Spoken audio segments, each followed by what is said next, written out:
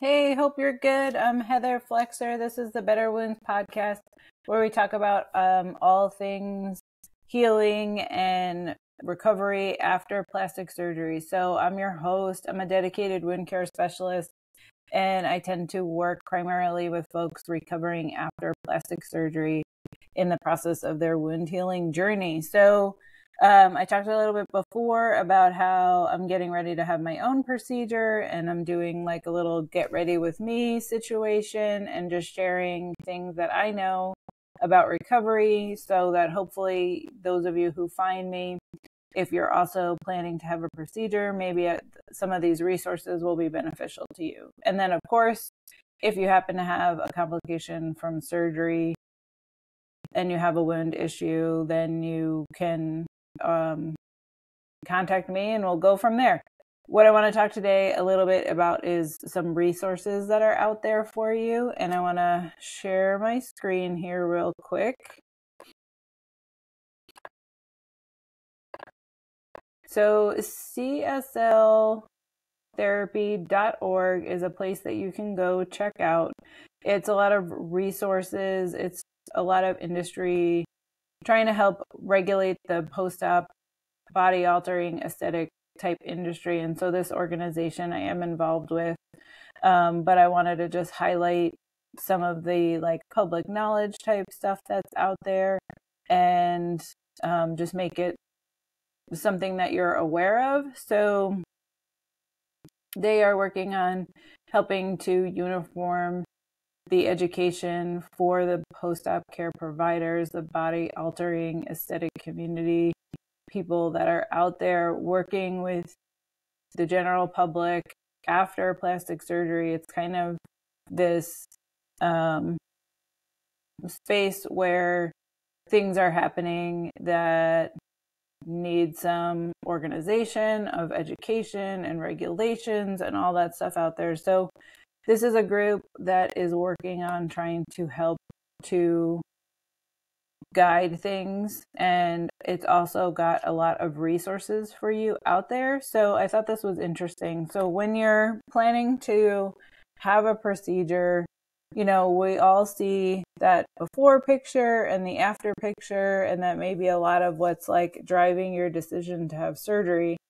But there's like a big range of what can happen in the middle. And so it's just a good idea to have an idea of what you're looking at. So here we're talking just about the trauma remodeling continuum, and this is what's going to happen to your body after a procedure. And it's literally any procedure. It's not just a cosmetic procedure in actuality, but your body goes through inflammation, proliferation, and remodeling after any procedure.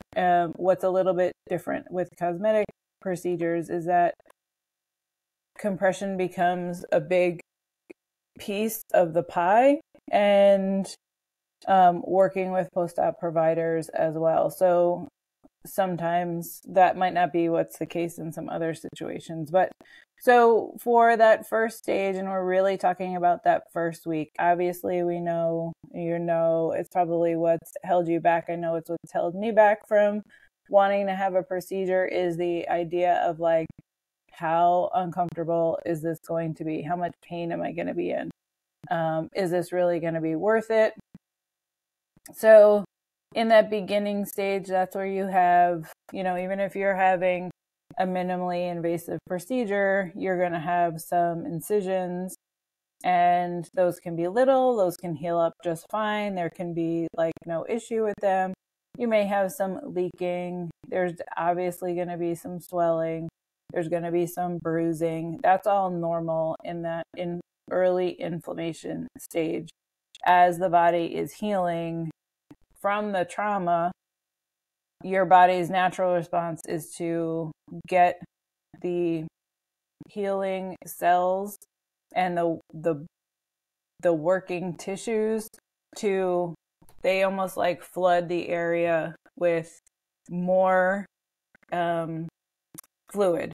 So if you're having something like lipo or whatever where they're introducing fluid, there's going to be fluid that's there from the procedure, and then there's also just fluid that happens as part of the natural recovery stage. So you're going to be swollen. You're going to have some leaking from incisions just because that's what happens. Fluid, kind of like water, finds a way. And if there's like a hole or a puncture in your skin, it's just going to leak through that hole.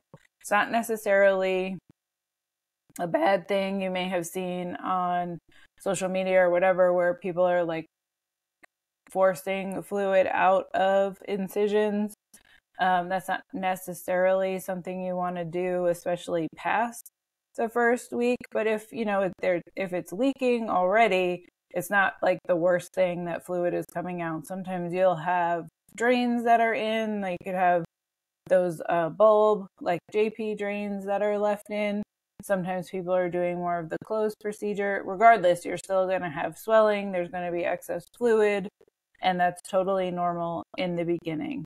In the beginning, they're going to put you in some kind of garment. It's usually not the tightest garment. It's more of what they call a stage 1 garment. And that's going to help restrict how far your body can expand and swell. So that's giving you some external compression to limit how much swelling can happen. So it's important that you wear the garment. It's also really important that you stay hydrated during this time. It's kind of like you think, oh, I'm swollen, I really shouldn't drink that much. But the fluid needs to be, your body gets that excess fluid and those toxins and those things that were introduced during surgery out of your body through the lymphatic system, which will empty out through your urination. So it's important that you are keeping that system hydrated and thinned out and flowing. So staying hydrated is really important. It's also really important that you get up and get moving. We don't want to be at risk for blood clots and pneumonia and things like that, and just poor recovery in general if you're just always laying around. It's okay to lay around and rest because your body also needs rest, but you also want to get up. So it's important to get up, get what you need, get yourself another drink of water, go pee, go get whatever you need to eat, take a little spin around the house. If you're in an apartment building, walk up and down that hallway. If you can get outside, get outside. It's important to move. And usually they want you up for, you want to sit up as much as possible versus laying down. It just depends on the procedure you had, but you don't want to stay flat. Long gone are the days of laying down and just like recovering flat. You want to get up, get moving. We know that your body functions better that way. So after that first week, you're going to kind of move into reabsorption. Your body is starting to heal the trauma. It's starting to get back to its normal phases and shape and functioning. So at this point, you may start to work into the stage 2 faja. That's going to be a little tighter. It's going to give you more compression. This may also be that time where you're starting to add in like the foams and the other things into your garment to help with the shape. So there's a lot of things that could be happening here. In this stage, sometimes if you were to have a wound or like something wasn't going great with your incision, usually it's going to start to open up. In this time, sometimes it doesn't open up right away and you think everything's okay, and then things kind of take a turn. So that's usually going to be within the first couple of weeks. So you do want to be taking off that garment every once in a while and taking a look at how things look and, notifying whoever you need to notify, your doctor, your post-op person, your whatever, like something's not right. So definitely keep an eye on that. And again, you're, focused on your nutrition, you're getting hydrated, you are up and you're moving, you're probably starting to get back to work and get back to life and get back to doing all the things. That's great. That's exactly what's supposed to be going on. So keep on going through with that. And then as things progress, your body starts kind of shrinking down. It can take almost a year for all the swelling to go away. It can definitely take a year for those scars to fully mature. So that first year after surgery is going to be, very important things. It's going to be a roller coaster of your physical status and also your emotional status with all of this. So just stay the course, ride the wave, get in touch with good people that are going to help support you through the recovery. Having a great post-op person is going to help you because they're going to have great knowledge. They're going to have tons of resources.